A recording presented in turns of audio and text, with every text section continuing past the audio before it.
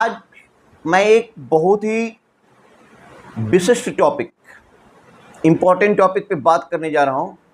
गीता का वो फेमस श्लोक, कर्मण्येवाधिकारस्ते मा फलेषु कदाचन,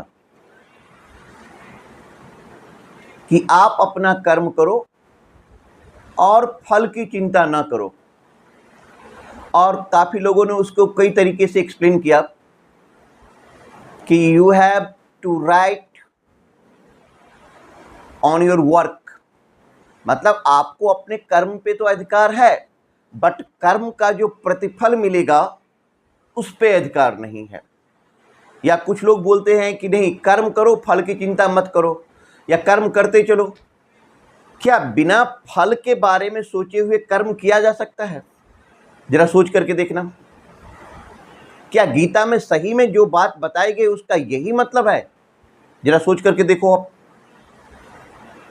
without expecting anything you are doing everything.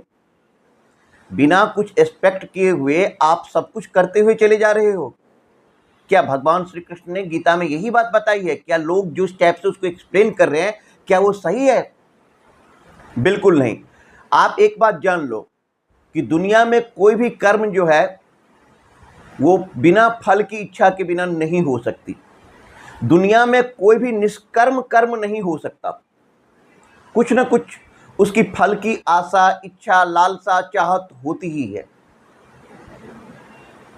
दुनिया में सबसे बड़ी बात है कि गीता में जो बात बताई गई उसमें यह बताया गया कि आप सकाम कर्म करो, आप एक पॉजिटिव वर्क करो, आप सही डायरेक्शन में काम करो तो फल अपने आप मिलेगी। उस मतलब वो अकाम कर्म के बारे में नहीं, सकाम कर्म करोगे तो फल मिलेगी ही, फल बिल्कुल मिलेगी। फल की चिंता करने की जरूरत ही नहीं रहेगी। गीता में एक्चुअली में भगवान श्री कृष्ण ने ये बताए हैं कि आप सकाम कर्म करो तो फल की चिंता करने की कोई जरूरत ही नहीं है, फल आपको मिलना ही है। लेकिन यदि आप अकाम कर्म करोगे, जो काम करने योग्य नहीं है, यदि आप उसको करोगे तो उसका भी जो फल मिलना है उसके लिए भी आपको चिंता करने की जरूरत नहीं है, वो भी आपको मिलेगी ही मिलेगी। तो गीता को अपने अपने ढंग से लोग मैनिपुलेट कर रहे थे। ऐसी बात नहीं है। दुनिया में कोई भी वर्क हो, कोई भी कर्म हो, कभी निष्काम हो ही नहीं सकता। बहुत बड़े साधु हैं, महात्मा हैं, संत हैं, लेकिन उनकी भी तो इच्छा है कि हम भगवत के शरणों में प्राप्त करें, भगवान के चरणों में चले जाएं, हम सदगति को प्राप्त करें। ये भी तो एक फल की चाह है ना। तो बिना चाह रखे हुए कोई कर्म हो ही नहीं सकता।